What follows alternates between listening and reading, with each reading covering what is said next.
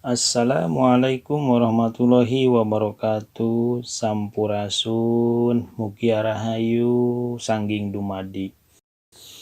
Ketemu lagi dengan kami channel Puser Galuh.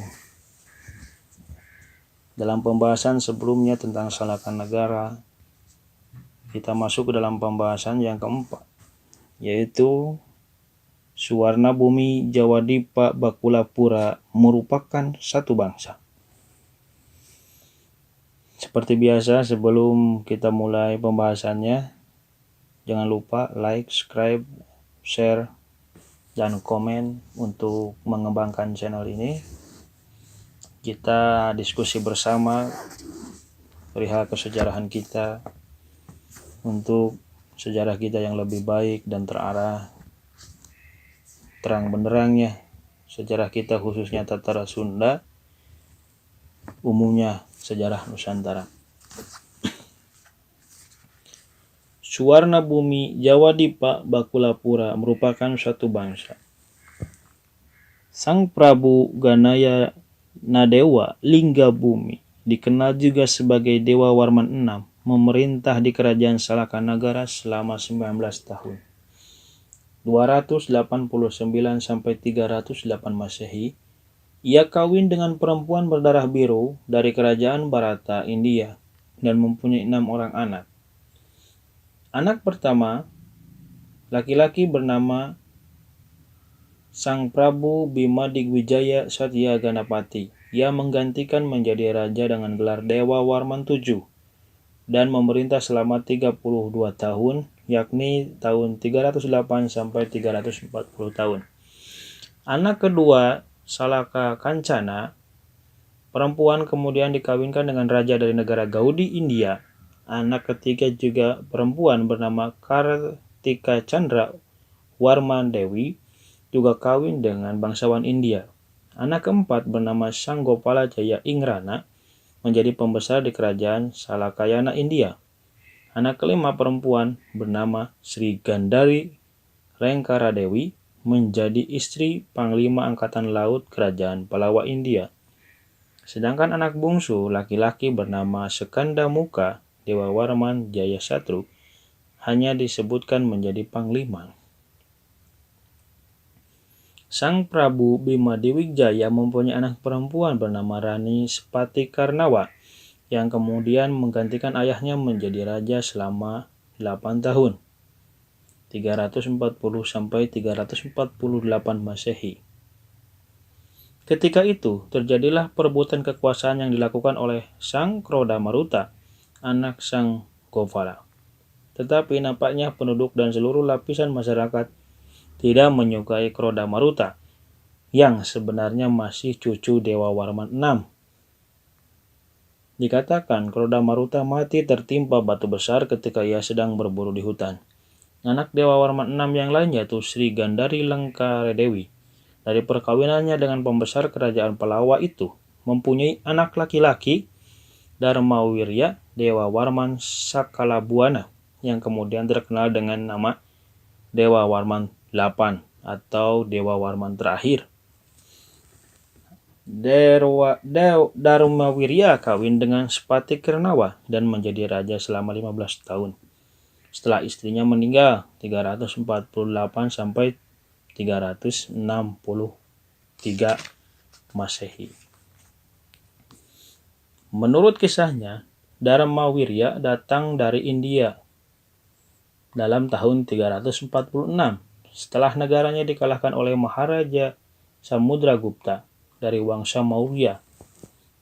Orang-orang Salakanya, seperti halnya Dharmawirya, banyak yang menyelamatkan diri ke luar negeri, terutama ke Jawa, apalagi karena dari garis ibu, ia masih termasuk keluarga Salakanagara juga. Selain Rani Sepati Karnawa, Dharmawirya mempunyai istri lain bernama Dewi Ratri Chandralokana. Dari Sepati Kirnawa ini mempunyai beberapa orang anak. Seorang anak diantaranya Parameswari, Iswari Tunggal Pertiwi atau Dewi Minawati, menjadi istri Maharaja Jayasingha Warman. Guru Damapurasa atau Raja di Raja Guru, Raja Tarumanegara yang pertama. Anak laki-laki lain yang Asmawarman pergi ke Bakulapura, atau yang lebih dikenal wilayahnya itu Kutai. Jadi selama ini kita mengenal kerajaan Kutai. Itu padahal ternyata dalam naskah-naskah itu disebutkan hanya wilayah saja Kutai, nama kerajaannya itu Bakulapura. Dan kawin dengan anak kepala daerah di sana yang bernama Kunduga, seperti halnya Akitirem. Dulu yang mengangkat menantunya Dewa Warman I. Dan terjadi lagi di wilayah Kalimantan Timur, yaitu Aswawarman. Anaknya yang lain tinggal di Suwarnabumi atau Sumatera, yang menurunkan raja-raja Suwarnabumi, anak itu dari Dewi Ratri. Demikianlah para raja yang kemudian berkuasa di Jawa Barat dan Bakulapura berasal dari Darwawirya melalui perkawinannya dengan Spati Karnawa. Sedangkan raja-raja di Suwarnabumi dan Jawa Tengah dan Sang Hyang Hujung adalah turunan Darmawirya dan istri Dewi Ratri Candraloka. Raja di Raja Guru yang bersurat pada Prasasti Tugu hingga saat ini tidak dianggap sebagai nama diri. Nama itu dianggap sebagai julukan Purnawarman. Padahal ternyata sebenarnya kakek istri Purnawarman. Demikian juga halnya dengan Aswawarman. Berdasarkan bunyi prasasti yang dibuat Mulawarman, Aswawarman ditafsirkan sebagai anak Kunduga, padahal ternyata menantunya.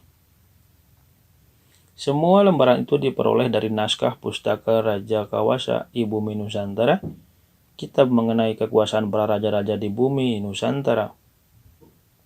Sarga 1, naskah itu sebenarnya merupakan parwa keempat dari rangkaian naskah Pustaka Raja-Raja I Bumi Nusantara. Kitab ini mengenal kerajaan-kerajaan di bumi Nusantara.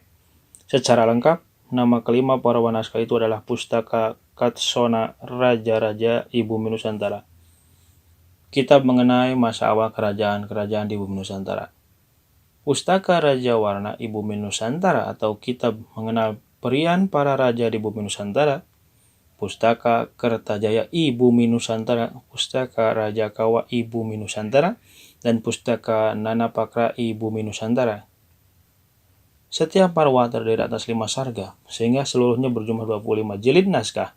Namun karena sarga 5 parwa 5 merupakan daftar pustaka, dibuat rangkap 2, jumlah seluruhnya ada 26 jilid. Kalau benar lembaran yang tercantum dalam naskah-naskah itu, yang bawa garis besarnya raja-raja di Indonesia umumnya berasal dari sumber yang sama, yaitu Darmawirya, bukankah hal ini merupakan sumbangan yang positif terhadap usaha pelacakan kesatuan bangsa yang masih dicari selama ini? Tentu, agar hasilnya lebih meyakinkan, pelacakan dan penelitian sejarah itu harus digiatkan. Demikian rupanya sehingga memperoleh hasil dan gambaran yang hampir objektif. Bukankah dalam sejarah tidak dapat dihamparkan tafsiran yang benar-benar objektif? Tafsiran-tafsiran objektif itu perlu kita kembalikan giroh untuk mengangkat sejarah di Nusantara, supaya jati diri bangsa ini semakin kokoh, semakin paham akan masa lalunya, semakin paham terhadap dirinya, dan yakin terhadap siapa penciptanya. Sampurasun, Mugia Rahayu, Sanggung Dumadi. Assalamualaikum warahmatullahi wabarakatuh.